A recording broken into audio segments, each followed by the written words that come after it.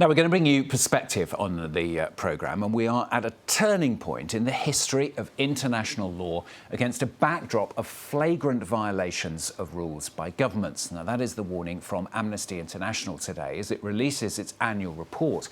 The report says the world is reaping the terrible consequences of escalating conflicts and the near collapse of international law. So Amnesty presenting its report already at a press conference, and one of those there presenting it is Budour Hassan, a Palestinian writer and Amnesty International researcher as well. And she joins me here on set. Thanks very much for coming in and talking to us today.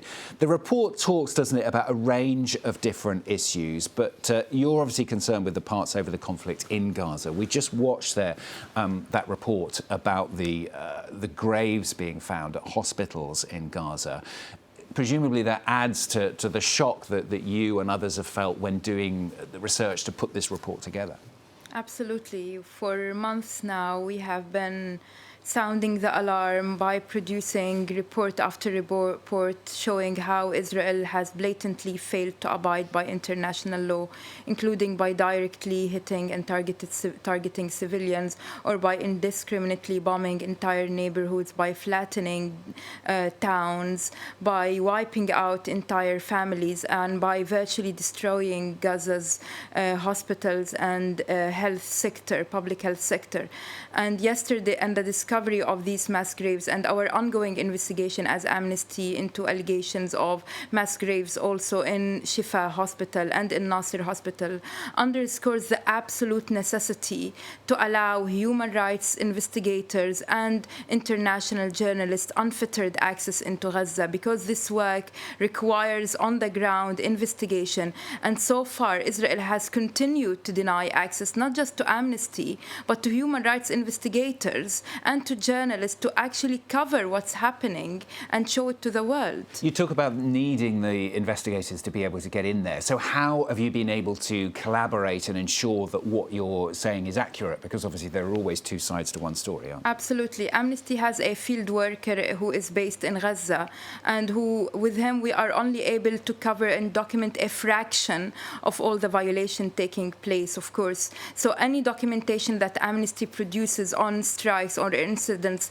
we first ask our field worker to visit the site, take photographs, including of shrapnel, we interview witnesses, victims. We rely on satellite imagery, we rely on open source evidence, and we always write letter for rights of reply to the Israeli army to get the version of the Israeli army as well. We try to sift through all the available resources in addition to on-the-ground visits in order to establish and to satisfy the standards of methodology of legal research in order for us to come and reach our conclusions. And do you think that it can ever really be done to the level that it should be done in order as the investigation? Because a lot of the time, people are going into places to look at what happened a long time after events have occurred. Unfortunately, and this work will require years, and not months, years, and not one organization. It will require the collective effort of numerous human rights investigators and organizations.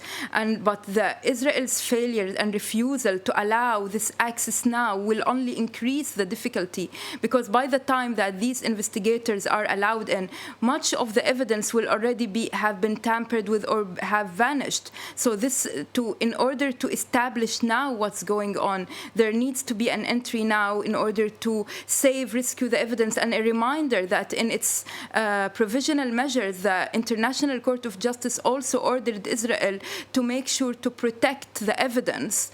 And part of protecting the evidence that can point to war crimes and can point to atrocity crimes is allowing investigators in and now. We mustn't forget, of course, what happened in Israel in October of last year. Has Amnesty looked at that as well? Absolutely. In the aftermath of the 7th of October, Amnesty first of all, found that there were deliberate killings of civilians by Hamas and other armed groups. We also found and interviewed hostage families, including civilian hostage families, who spoke about their loved ones who are being held hostage by Hamas and other groups. From day one, Amnesty has called for the unconditional release of all civilian hostages held by Hamas and other armed groups. troops because hostage-taking is a war crime, and called for the humane treatment of all captives, including military captives being held by Hamas and other armed groups. And we've also called for the release of all those arbitrarily detained by Israeli forces. We have said it clear and loud that Amnesty's call is for international law to be respected by all parties to the conflict. And bearing in mind what happened then, what else could Israel have done?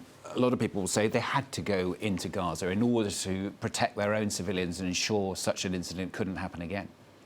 You know, first of all, any military action carried out by Israel should respect the principles of international law. What we've been seeing since the 7th of October is a retaliatory campaign that has indiscriminately bombed civilians, that has imposed, from the first day of the war, collective punishment by imposing a total siege on the Gaza Strip, and by failing to respect even the minimum requirements of international law. So as a bare minimum, Israel should have respected international law.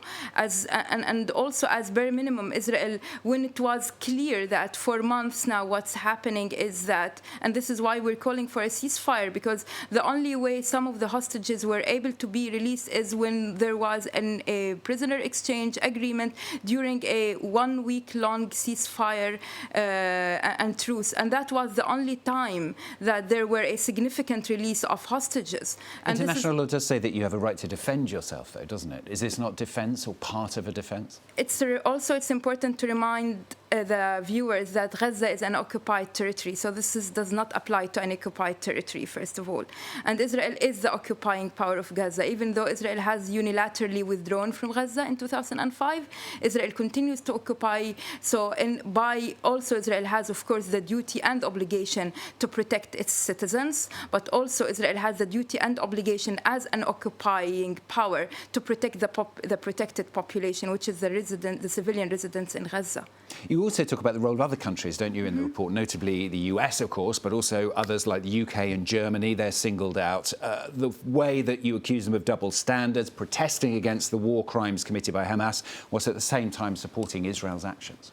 Yeah, unfortunately, I mean, part of why this is a test of legitimacy for international law, because we've always been saying that international law is universal, that rights apply universally to all people regardless of race, religion, creed. But when people see that the same countries that have, and rightly so, condemned violations by other countries, by other armed groups, but not only failed to condemn violations of international law by Israel, but also continued to provide arms, logistics, political support, and almost unconditional support for Israel, people will lose their trust in the legitimacy of international law. The whole system relies upon it being neutral and being objective and being transparent and being able to protect people. When that legitimacy is evaporated, then what becomes of international law at all? I mean, just generally throughout the whole report, it talks also, of course, about events in Ukraine, events in Myanmar. The whole system, as you say, is at the moment, in your view, anyway, falling apart. So how do you get that back? Because it's not just about what's happening in Gaza, is it? It's about what's happening in so many other conflicts around the world. Absolutely. And we spoke about other conflicts that are not receiving or almost receiving zero attention, like what's happening in Sudan, for instance. And where also there are millions of people who were displaced, some of probably the world's largest mass displacement crisis. The only way is there needs to be a restructuring, really, of the whole system. There needs to be a recognition that if we are to save face, if we are to save the very little left of our shared humanity, there have to be changes. Countries, especially powerful countries, cannot keep getting away with supporting systematic human rights violation, especially as they benefit from their veto rights. We see it from Russia to the United States. So there needs to be a recognition of the system, but also we need to remember that part of some of the improvements that we did highlight in the reports, and they are baby steps but also important, came only because of public mobilization, especially on issues regarding abortion rights in some of the countries and issues regarding to reproductive health rights. They came because because there were massive protests all over the world, putting pressure on governments. And this is key, that long as people continue to mobilize and continue to put pressure on their governments, changes can happen. You're also critical of the UN for failing to solve some of these problems. Yeah, I mean, it has also to do with the system, and as we said, the veto rights, so which means that the UN and its institutions have been rendered either toothless or incapable of satisfying or responding properly to many of the conflicts. We saw in Gaza, for example, and going back to Gaza, that there was a United Nations Security Council resolution ordering a ceasefire finally after months and several vetoes, but still that resolution, even though almost 3 weeks passed since then, or a month actually, and still that resolution, even though it was binding, it was never implemented.